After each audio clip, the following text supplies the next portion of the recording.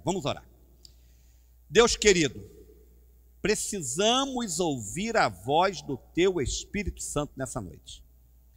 Precisamos escutar o que o Senhor tem para nós por meio da Tua palavra, que vai ser agora discutida, explanada. Então, ó Deus, fala por meu intermédio, Senhor. Usa-me. Tu já me deste a palavra, que todo tipo de afetação humana caia por terra e prevaleça a vontade soberana do Teu Espírito. Que os que estão aqui, como os que estão em casa, estejam com os corações abertos para entenderem o Teu recado. Se o Senhor não agir, Pai, nada vai acontecer. Toma o Teu lugar, em cada vida, em cada coração, em nome de Jesus. Amém. Eu hoje quero responder a uma pergunta. Estamos na continuação de nossa série, no livro de Atos dos Apóstolos, capítulo após capítulo, versículo após versículo, e hoje eu quero responder uma pergunta meio complicada, para mim é complicada. Pastores devem ser sustentados pela igreja ou trabalhar secularmente? É uma pergunta tema. O bom de você trabalhar com a Bíblia, texto após texto, versículo após versículo, numa sequência lógica, é que você é obrigado a falar de todos os assuntos. Você não pode escolher um tema especial para tratar e desescolher aquele que não agrada. Você é obrigado a falar sobre tudo. E eu quero entrar nessa temática hoje. Vamos lá. Atos 18, do 1 ao 5. Atos 18, do 1 ao 5. Pode ir? Vamos? Depois disso, Paulo saiu de Atenas e foi para Corinto. Ali encontrou um judeu chamado Áquila, natural do Ponto, que havia chegado recentemente da Itália com Priscila, sua mulher, pois Cláudio havia ordenado que todos os judeus saíssem de Roma. Paulo foi vê-los e, uma vez que tinham a mesma profissão, ficou morando e trabalhando com eles, pois eram fabricantes de tendas. Todos os sábados ele debatia na sinagoga e convencia judeus e gregos. Depois que Silas e Timóteo chegaram da Macedônia, Paulo se dedicou exclusivamente à pregação, testemunhando aos judeus que Jesus era o Cristo. Atos 18, do 1 ao 5. Muito bem. Estamos com um probleminha aqui. Você, por favor, abre a sua Bíblia aí. Vou citar muita Bíblia hoje, como nós fazemos. E se você não lê-la, você não vai entender. Só ouvindo, você não vai compreender. Vejam como são as coisas. Poucos grupos evangélicos são tão sérios na administração dos seus recursos financeiros como o são os batistas. E apesar disso, somos uma das igrejas que tem mais dificuldades para falar em dinheiro, porque temos medo de sermos mal interpretados em nossa fala.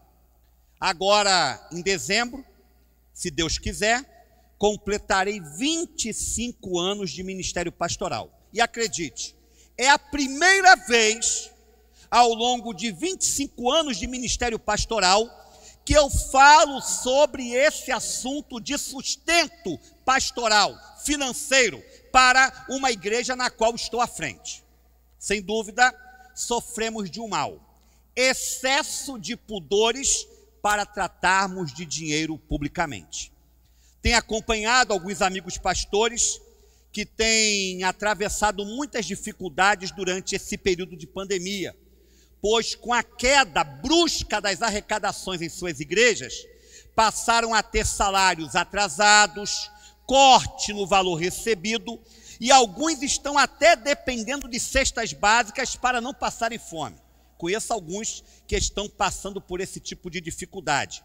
Alguns deles me confessaram que, apesar de todo o risco de contaminação da Covid-19, tiveram que reabrir as portas dos templos antes da permissão concedida pelas autoridades, pois precisavam do dinheiro dos dízimos e das ofertas para cobrirem despesas que estavam pendentes. Olha que situação, olha como tem aí congregações e pastores passando por dificuldades.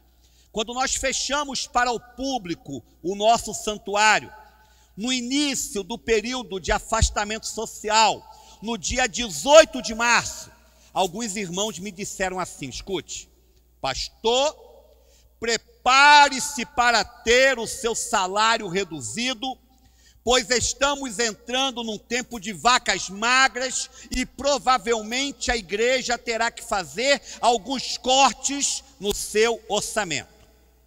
Eu apenas respondi: se houver necessidade real, faremos o que tiver que ser feito.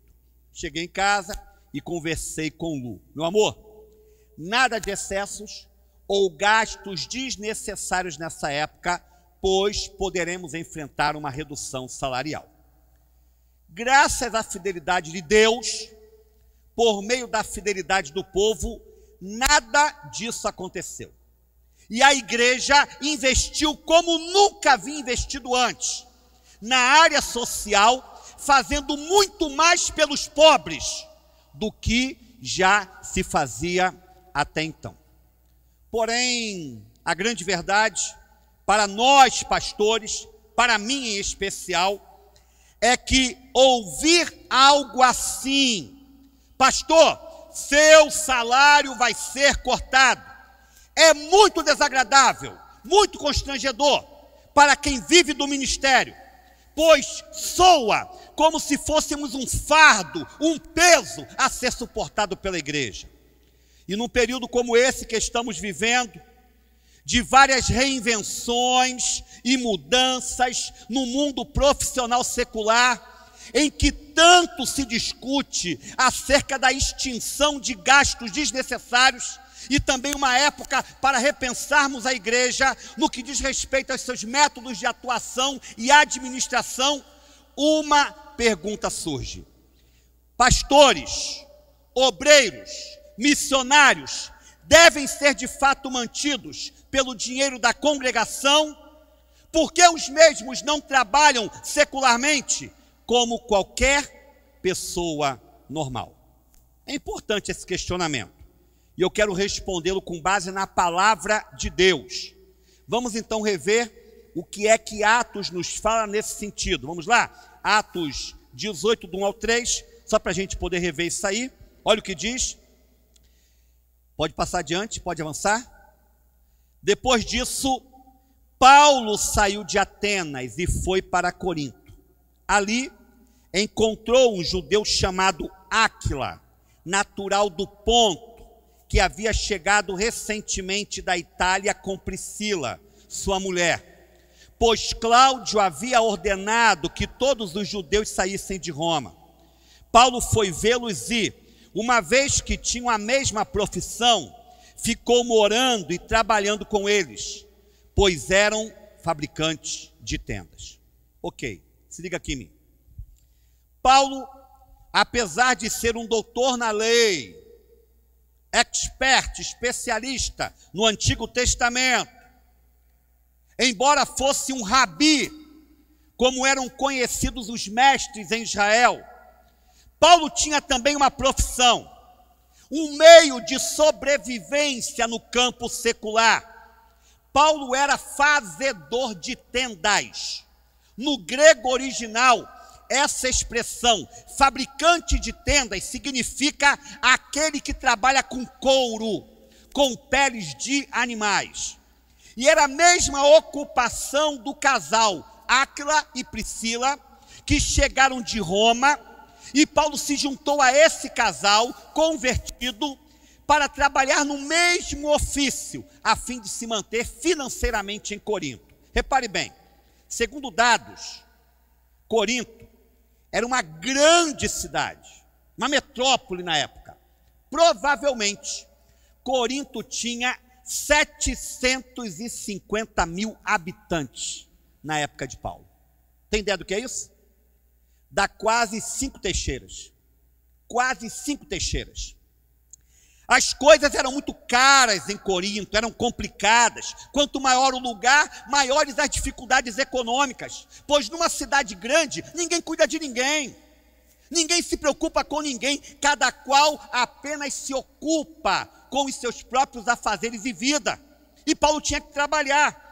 Não havia ainda uma igreja edificada em Corinto que pudesse ajudar em seu sustento missionário. Ainda hoje isso ocorre também. Há muitos pastores que pastoreiam igrejas pobres, pequenas, precisando trabalhar secularmente para ter uma vida mais digna, além de ajudarem a própria congregação. Sei de muitos pastores que o dízimo que entregam é bem maior do que o salário que recebem da igreja. E o seu dízimo é o que mantém efetivamente a vida financeira da igreja, porque trabalham secularmente, têm uma outra ocupação. Isso não é demérito nem vergonha, isso é bíblico até. Quando eu cheguei à Bahia, meu primeiro ministério foi em Cachoeira do Mato, como vocês sabem, que na época tinha 33 membros apenas. E aquela igreja fez comigo o acordo de me pagar um salário mínimo por mês. Como é que nós completávamos nossa renda? Recém-casado, vindo da capital do Rio de Janeiro, cheio de sonhos. Como é que eu pude complementar a minha renda? Como é que eu pude viver de um modo meramente digno no campo da normalidade? Ora, trabalhando. Eu era professor da escola que havia ali. Dava aula de história, geografia, sociologia, filosofia e língua portuguesa. Eu vivia na escola. Lu era vice-diretora da escola. E foi assim que o Senhor foi nos honrando e foi nos abençoando, para que a gente pudesse passar aquele tempo em Cachoeira do Mato. Vamos ver na Bíblia o que é que Paulo fala sobre isso, sobre pastores terem que trabalhar para poderem também complementar a sua renda. Vamos lá? Primeiro texto, 1 aos Tessalonicenses, capítulo 2, verso 9. Olha o que diz. Vamos lá, pode avançar, pode avançar. Irmãos, certamente vocês se lembram do nosso trabalho esgotante e da nossa fadiga. Trabalhamos noite e dia para não sermos pesados a ninguém, enquanto lhes pregávamos o Evangelho de Deus. 1 aos Tessalonicenses 2,9. Vamos lá para outro texto. 2 aos Tessalonicenses 3, 7, 8. Pois vocês mesmos sabem como devem seguir o nosso exemplo, porque não vivemos ociosamente quando estivemos entre vocês, nem comemos coisa alguma à custa de ninguém. Pelo contrário, trabalhamos arduamente com fadiga dia e noite, para não sermos pesados a nenhum de vocês. Outro texto, 2 aos Coríntios capítulo 12, verso 13. Em que vocês forem inferiores às outras igrejas, exceto no fato de eu nunca ter sido um peso para vocês. Perdoe-me esta ofensa. E mais um, 1 aos Coríntios 9, 14 e 15. Da mesma forma, o Senhor ordenou àqueles que pregam o Evangelho, que vivam do Evangelho. Mas eu não tenho usado de nenhum desses direitos. Não estou escrevendo na esperança de que vocês façam isso por mim. Prefiro morrer a permitir que alguém me prive deste meu orgulho. Paulo abriu mão em muitos momentos de depender da ajuda financeira da igreja, pois este era um princípio que ele trazia consigo. Ele não queria ser pesado, ele não queria ser um fardo para ninguém. Mas aí, olha o que aconteceu em Corinto, quando ele estava lá esperando os seus amigos. Vamos lá? Atos 18, 5. Depois que Silas e Timóteo chegaram da Macedônia, Paulo se dedicou exclusivamente à pregação, testemunhando aos judeus que Jesus era o Cristo. Paulo estava em Corinto, esperando Silas e Timóteo, seus companheiros missionários, chegarem. Enquanto eles não chegavam, Paulo se juntou com um casal, Áquila e Priscila, trabalhando com couro, com tecido, para manter-se financeiramente. Mas aí chegam quem? Silas e Timóteo. E Silas e Timóteo trazem uma oferta financeira das igrejas da Macedônia. Naquele momento, então, Paulo abandona o seu trabalho secular e ele passa a se dedicar apenas à pregação do Evangelho na cidade de Corinto, com a oferta que ele havia recebido das igrejas. Temos então aqui o outro lado da moeda. O outro lado da moeda. O mesmo Paulo, que era fazedor de tendas, para não ser pesado a ninguém, ele também sabia que o obreiro cristão, chamado para viver da palavra, tem que ser mantido pela igreja de Jesus. E ele fala muito sobre isso. Vamos lá? Primeiro texto de agora, Gálatas 6,6, olha o que diz. o que está sendo instruído na palavra, partilhe todas as coisas boas com quem o instrui. Isso é claro, né? Partilhar o que tem.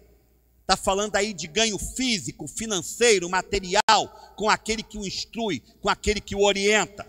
Outro texto mais longo, mas eu quero analisá-lo com vocês.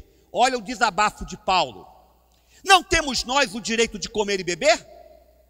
Não temos nós o direito de levar conosco uma esposa crente, como fazem os outros apóstolos, os irmãos do Senhor e Pedro?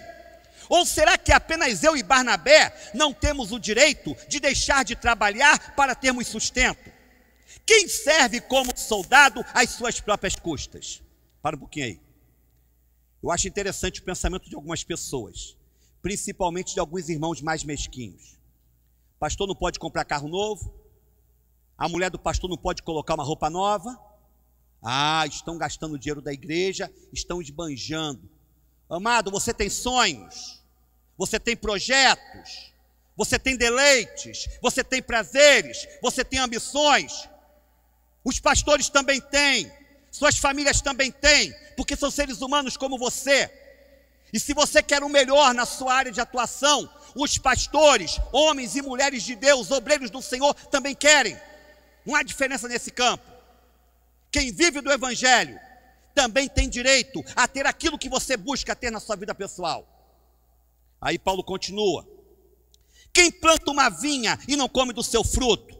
Quem apacenta um rebanho e não bebe do seu leite? Não digo isso do ponto de vista meramente humano. A lei não diz a mesma coisa? Pois está escrito na lei de Moisés: não amordace o boi enquanto ele estiver debulhando o cereal. Por acaso é com bois que Deus está preocupado? Não é certamente por nossa causa que ele o diz? Sim, isso foi escrito em nosso favor. Porque o lavrador quando ara e o debulhador quando debulha, devem fazê-lo na esperança de participar da colheita. Se entre vocês semeamos coisas espirituais, seria demais colhermos de vocês coisas materiais? Se outros têm direito de ser sustentados por vocês, não temos nós ainda mais? Mas nós nunca usamos desse direito, pelo contrário, suportamos tudo para não colocar obstáculo algum ao Evangelho de Cristo. Vocês não sabem que aqueles que trabalham no templo alimentam-se das coisas do templo, e os que servem diante do altar participam do que é oferecido no altar? Da mesma forma, olha bem, essa palavra é categórica, é para fechar a questão.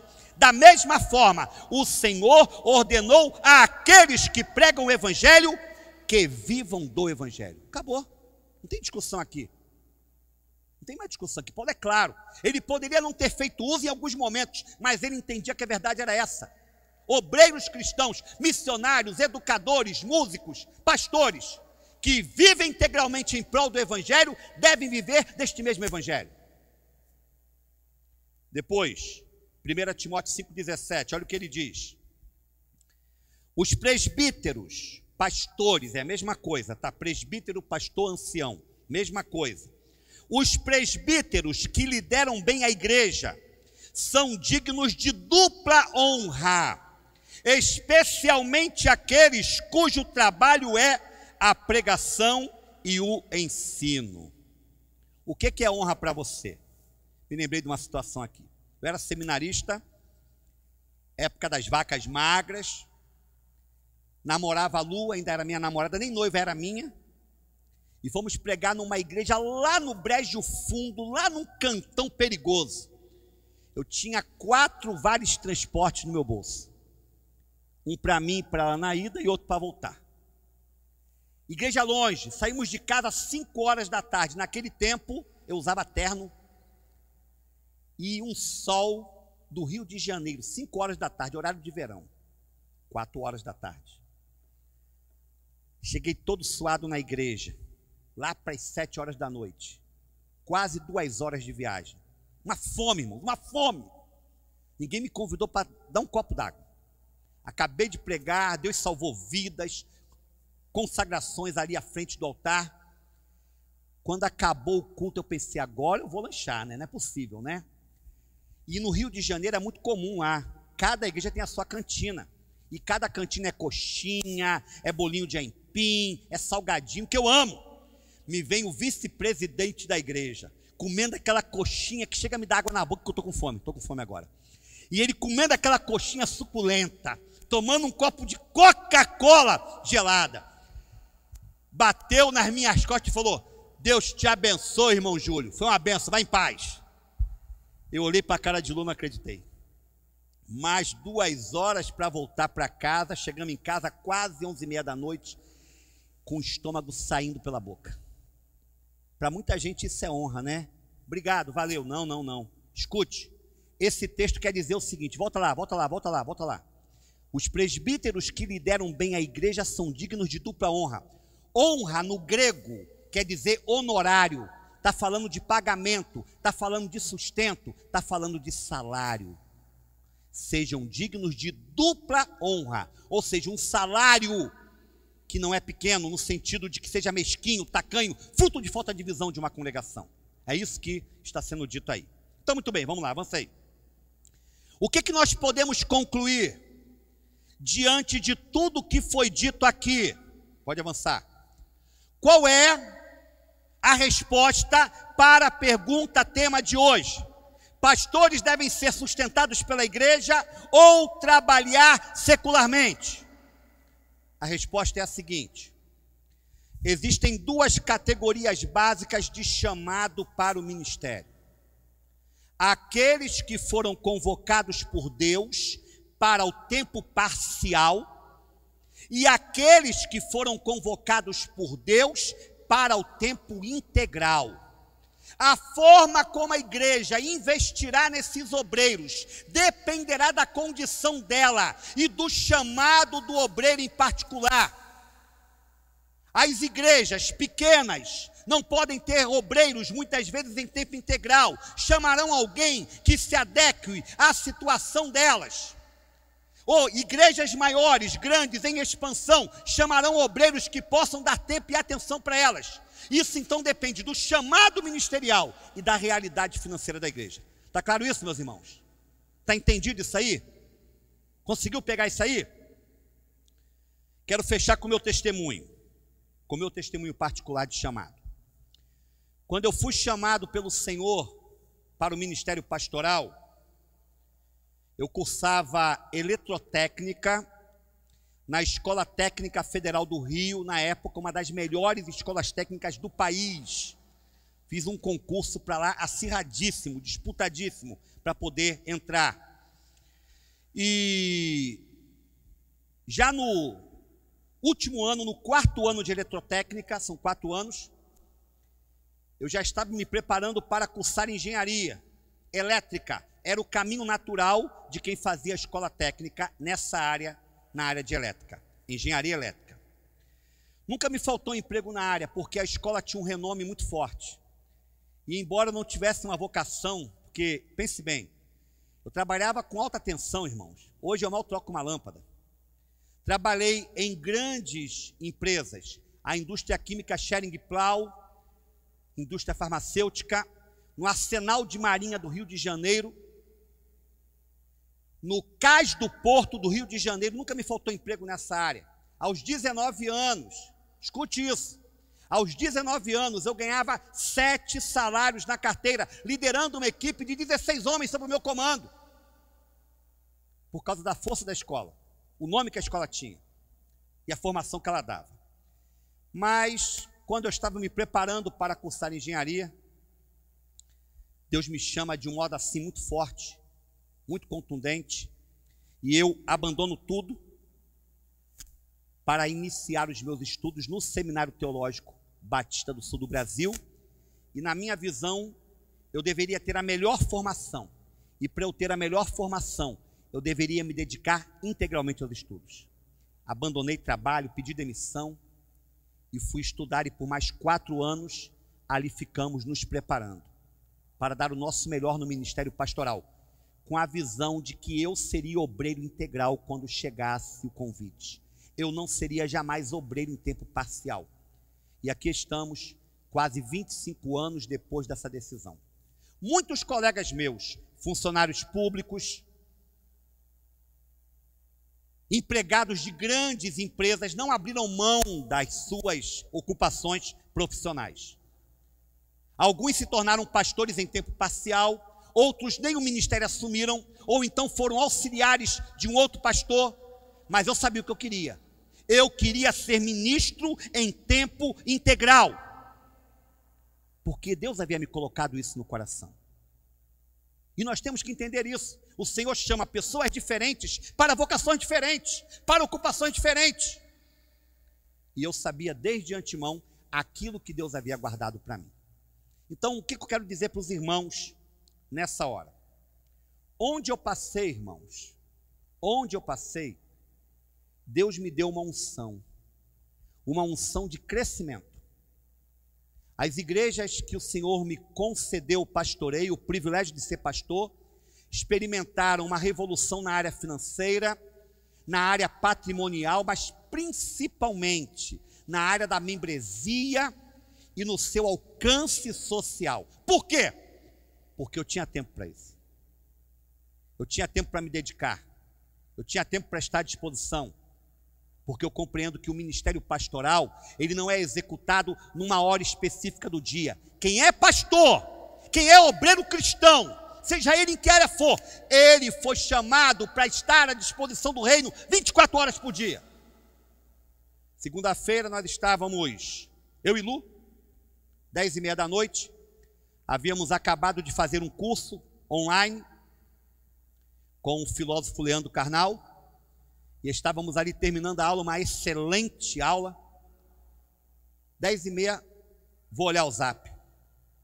Está lá um pedido desesperado de Danilson, nosso irmão, falando sobre o assassinato da filha da sua cunhada, irmã Shirley. Aí não tem jeito, você tem que largar tudo. Você tem que ir onde está o problema. Quase meia-noite a gente lá naquela bocada, eu e Jéder, lá naquela bocada, lá para o lado do Estância Biquíni, participando de um ato horroroso. Pastor tem que estar à disposição. Para pastor estar à disposição, a igreja tem que mantê-lo, tem que sustentá-lo, porque é bíblico, é bíblico. E fica aqui uma recomendação final. A igreja precisa ter visão para com o sustento dos seus obreiros. Aqui nós temos na igreja pastor Júlio César, Gerli, ministro de música, missionária Joana, missionário Vicente, pastor Vicente, fora aqueles que indiretamente recebem uma ajuda de custo, como o casal de missionários Moisés e Kelly, lá na região de Paulo Afonso. Igreja tem que ter visão com o sustento dos seus obreiros. Igrejas que crescem são aquelas que têm visão. Igrejas que se estagnam, se estacionam, são aquelas igrejas mesquinhas, avarentas, na forma de sustentar os obreiros. Portanto, irmãos, é bíblico que o pastor seja sustentado pela igreja, como também é bíblico que o pastor trabalhe secularmente, se esse for o seu chamado, se essa for de fato a sua convicção diante do seu ministério. Que Deus então nos abençoe, para que a gente possa estar desencanando em relação a alguns temas aparentemente complexos, né? Nós temos dificuldade, como eu disse no princípio, de tocarmos em alguns pontos, mas não há dificuldade. Se a Bíblia diz, fala, autoriza, tem que falar, tem que dizer, tem que viver aquilo que a Bíblia nos ensina, sem nenhum tipo de constrangimento, tá? Que Deus dê visão a esta igreja, a quem está nos ouvindo, seja você membro de uma outra igreja, para tratar da melhor forma os obreiros que o Senhor tem levantado em seu meio. Vamos ficar em pé? Vamos orar? Vamos finalizar a nossa palavra nessa noite. Ó Deus querido, Senhor amado, obrigado pela tua palavra, obrigado pelo momento de culto que nós tivemos aqui, obrigado pela oportunidade de ouvirmos a voz do teu Espírito, pelas canções, pelas orações, pela exposição das Escrituras. E que esta mensagem fique guardada no coração da tua igreja, e a tua igreja tenha sabedoria para lidar com os obreiros que o Senhor tem dado a ela. Obrigado, Deus, pela maneira como o Senhor tem cuidado de mim ao longo desses anos, e em particular pela forma abençoadora como tenho sido tratado por esta igreja, por esta congregação. Louvado seja o teu nome, porque o Senhor tem levantado aqui pessoas de visão, o Senhor tem dado discernimento e sentido bíblico a cada coração à frente desta igreja. Em nome de Jesus, nós oramos ao Senhor. Amém. Deus abençoe você, meu amado. Vá em paz. Você que está em casa, ótima noite, ótimo final de noite em nome de Jesus.